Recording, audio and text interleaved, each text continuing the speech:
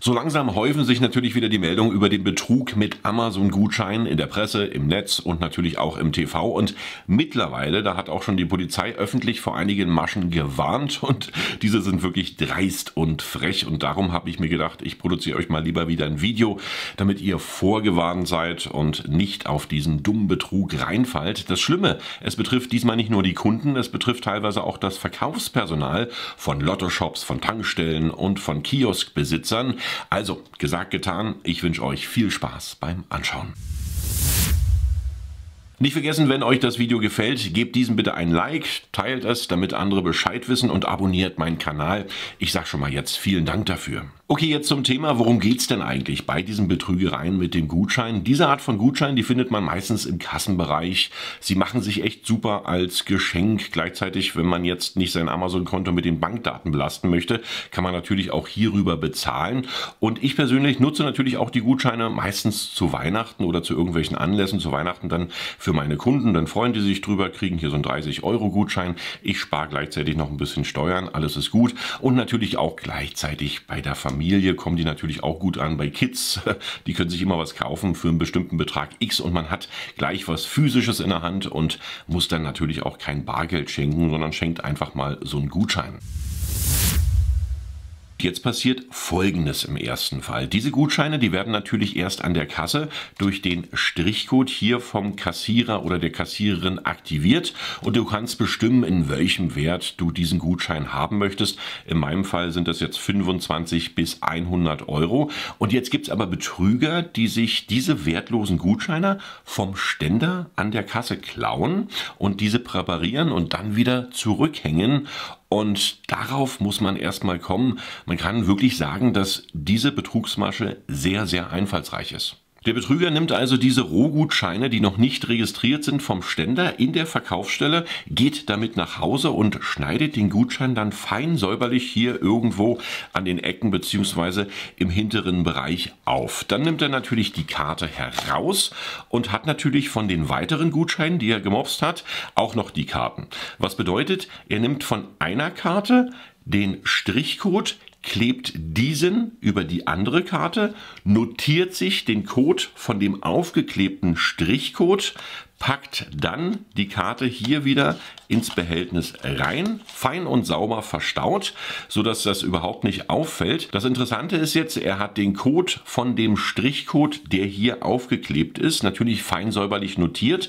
Und wenn du als Verbraucher jetzt diese Karte vom Ständer nimmst, dem Verkäufer hingibst, der diesen Strichcode scannt, hat der Betrüger einen bezahlten Gutschein, den er nutzen kann und du hast auf dieser Karte gar nichts, denn du hast einen falschen Strichcode, der nicht zu dem inneren Code hier auf der Karte passt. Somit ist das natürlich dann so, dass wenn du mit dieser Gutscheinkarte nach Hause kommst und diesen Gutschein einlosen möchtest, du einen wertlosen Gutschein hast, der dir überhaupt nichts bringt, weil der Strichcode natürlich falsch ist und der andere Code schon beim Betrüger notiert und teilweise eingelöst ist. Natürlich trifft das nicht nur auf Amazon-Gutscheine zu, denn Anbieter von anderen Gutscheinen, die nach dem gleichen Prinzip arbeiten, also an der Kasse bezahlen und dann den Wert aufbuchen, die können natürlich hier auch betroffen sein, nur halt nicht so zahlreich, denn hier ist Amazon eigentlich der beliebteste Gutscheinanbieter und deswegen kommen diese Betrügereien eigentlich hier sehr oft vor.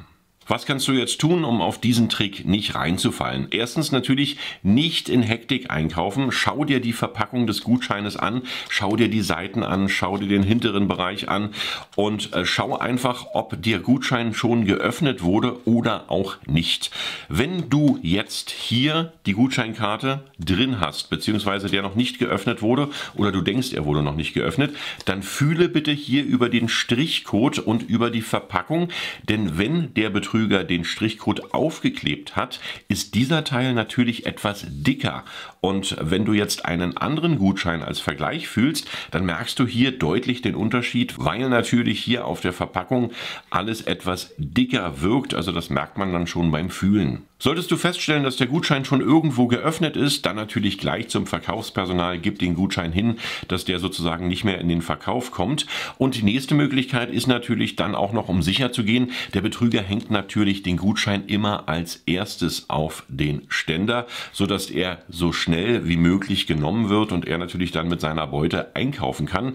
Das heißt, du kannst einige Gutscheine vom den Ständer runternehmen und aus der Mitte einfach einen Gutschein greifen, den du dann nochmal kontrollierst. So bist du dann natürlich relativ sicher, weil wie gesagt, die Betrügergutscheine hängen meistens ganz vorn. Wenn du jetzt auch schon mal betrogen wurdest mit dieser Art von Gutscheinbetrug, dann schreib's doch hier einfach in meine Videokommentare und vielleicht gibt's ja auch schon neuere und aktuellere Maschen im Verlauf dieses Videos. Dann sei so lieb, schreib's hier rein und warne alle Zuschauer vor den neuen Betrugsmaschen. Ich kenne bis jetzt nur diese Art von Betrugsmasche mit dem Gutschein, aber die dritte Möglichkeit ist natürlich auch noch, um dem aus dem Weg zu gehen, dass du da betrogen wirst, den Gutschein gleich an der Kasse auspacken, über dein Handy einscannen auf deinem Amazon-Konto und wenn das funktioniert, ist alles gut. Wenn das nicht funktioniert, dann hast du wenigstens an der Kasse sichtbar den Gutschein geöffnet, so dass andere noch zuschauen konnten und es wird dir dann kein Betrug vorgeworfen und du kannst den Gutschein natürlich dann wieder zurückgeben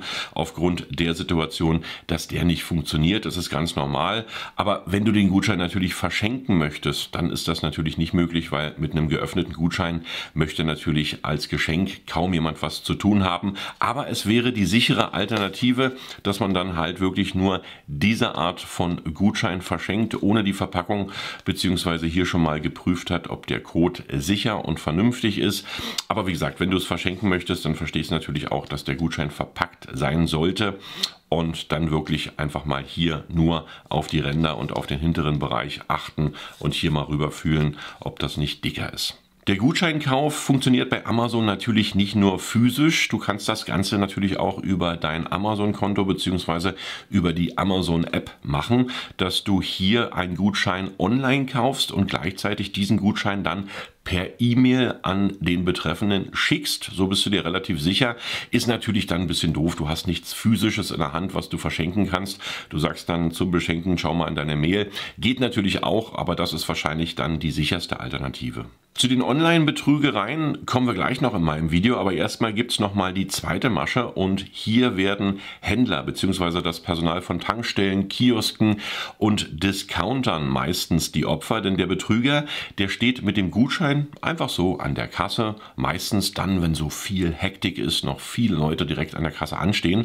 Vorher hat er diesen Gutschein aber schon geöffnet und sich den Code notiert und dann wieder fein säuberlich in die Verpackung reingepackt und so, dass es kaum auffällt. Manche sind wirklich sehr versiert darin, diese Sachen dann wieder herzustellen und du als Kassierer bzw. Kassiererin scannst dann den Gutschein und möchtest das Geld kassieren und in diesem Moment fällt natürlich dem angeblichen Kunden auf, dass er sein Geld im Auto vergessen hat und dass er es nochmal schnell holen muss. Und wenn du jetzt nicht gleich den Vorgang stornierst und den Gutschein wieder deaktivierst, dann kann es natürlich passieren oder passiert in 100% der Fälle, dass der natürlich nicht mehr wiederkommt und sich innerhalb der Zeit, wo er schon rausgeht, ganz schnell den Code auf sein Konto bucht und mit dem Guthaben jetzt schon einkaufen kann.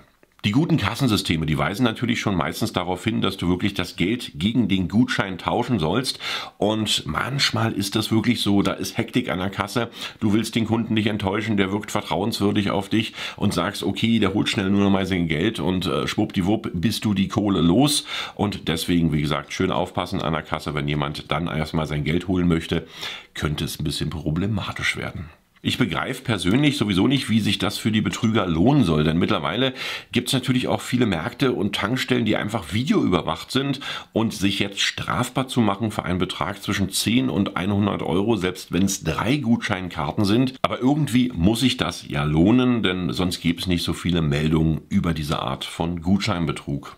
Wie schon gesagt, jetzt nochmal zu den Online-Betrugsmaschen. Die sind natürlich teilweise schon etwas älter, werden aber immer wieder durch neue Tricks aufgefrischt und es kann vorkommen, dass hier E-Mails oder Anrufe, die deine Person betreffen, einfach dich erreichen und es verhält sich meistens hier relativ auffällig und nachvollziehbar und es gibt zum Beispiel, sagen wir mal, Kaufangebote im Netz, die zu gut sind, um wahr zu sein und da solltest du definitiv auch ohne Amazon-Gutschein schon vorsichtig sein und dann noch die Zahlung per Amazon Pay bzw. Amazon-Gutschein bestätigen, dann ist es wahrscheinlich ein Betrug. In dem Fall wirst du weder die Ware sehen, noch das Geld, was du jemals bezahlt hast. Anderes Beispiel, es ruft dich dein Energieversorger an, um dir einen günstigeren Tarif anzubieten als den du jetzt hast. Das ist natürlich auch ohne Betrugsmasche möglich, dass hier Telefonverkäufer am Werk sind und gleichzeitig Stromtarife verkaufen. Aber möchte dann dieser Anbieter die erste Zahlung über einen Amazon-Gutschein haben, beziehungsweise über Amazon Pay abwickeln, dann ist das definitiv Betrug. Du wirst dein Geld nie wiedersehen und auch den günstigen Vertrag nicht bekommen. Denn diese Art von Zahlungssystem, gerade bei Energieversorgern, ist natürlich überhaupt nicht möglich. Was ich richtig dreist und frech finde, ist natürlich dann die Abzocke von Senioren. Und hier konnte eine Masche im Raum Hamburg noch im letzten Moment verhindert werden. Eine Rentnerin, die wollte nämlich an der Kasse viele Amazon-Gutscheine im Wert von mehreren tausend Euro erwerben. Der Kassierer wurde dann zum Glück stutzig und fragte bei der älteren Dame nach, wofür sie denn diese Gutscheine benötigt. Dann erzählte die Seniorin dem Kassierer, sie habe einen Anruf erhalten mit der Mitteilung, sie habe in einem Preisausschreiben eine große Summe gewonnen. Und vor der Auszahlung solle sie Gutscheine kaufen und die jeweiligen Nummern telefonisch durchgeben. Was die ältere Dame leider nicht ahnte, war, dass der Betrüger sich natürlich mit diesen Nummern der Gutscheine die jeweiligen Summen gutschreiben lassen kann und dann nie wieder anruft. In diesem Fall rief der Kassierer geistesgegenwärtig natürlich sofort die Polizei, die diesen Betrug dann zum Glück aufklären konnte, was aber leider selten vorkommt. Und wenn man sich die Statistiken hierzu anschaut, ist die Quote bei unter 5% und gerade bei Senioren wird dieser Trick momentan ziemlich häufig angewandt. Es gibt natürlich auch noch den Enkeltrick und der ist relativ bekannt, in dem suggeriert wird, dass ein Familienmitglied in Not steckt und hier dringend Geld- oder Gutscheinzahlungen erforderlich sind, um den Missstand auszugleichen. Deswegen zusammenfassend nochmal ganz wichtig. Beim Gutscheinkauf hat man Anrecht auf Erstattung. Rechtlich gesehen handelt es sich beim Kauf einer manipulierten und damit wertlosen Karte um einen Mangel und damit greift das Gewährleistungsrecht. Wer solch einen Gutschein gekauft hat, hat also Anspruch auf Kaufpreiserstattung oder Herausgabe des Gutscheines in einem vollen Wert. Aber es ist natürlich auch immer relativ kompliziert, das im Nachhinein wiederum nachzuweisen. Opfer, wie die ältere Dame in meinem Beispiel, wenn die jetzt ihre Gutscheine bezahlt hätte und auf diese Telefonmasche reingefallen wäre, hätte sie natürlich dagegen schlechtere Karten gehabt, denn die muss direkt den Vorfall der Polizei melden und meistens sind bis zur Meldung natürlich schon einige Minuten bzw. Stunden vergangen und in der Zeit hat der Betrüger natürlich schon alle Codes direkt eingelöst und teilweise das Geld auch schon ausgegeben. Es gibt natürlich hier noch unzählige Möglichkeiten des Betrugs und wenn du dich über die bekanntesten in diesem Bereich ausführlich informieren möchtest, so habe ich dir mal hier in der Videobeschreibung eine Seite von Amazon verlinkt, in der die wichtigsten, bekanntesten Maschen beschrieben sind. Ich hoffe, ich konnte dir jetzt etwas weiterhelfen, sodass du die aktuellsten Maschen weißt und darauf reagieren kannst. Und ganz wichtig, für meine Aussagen ist natürlich, dass ich kein Rechtsanwalt bin und hier auch keine rechtlichen Aussagen tätigen kann.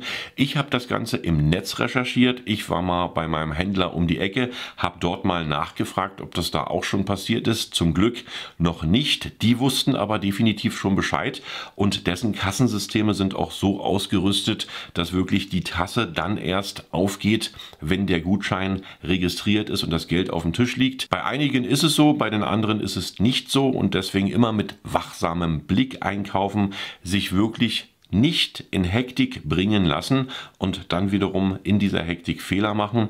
Ich hoffe, das Video hat dir gefallen. Ich wünsche dir alles Gute, verabschiede mich sehr gern bis zum nächsten Video und sage Tschüss, Bye bye und Winke Winke.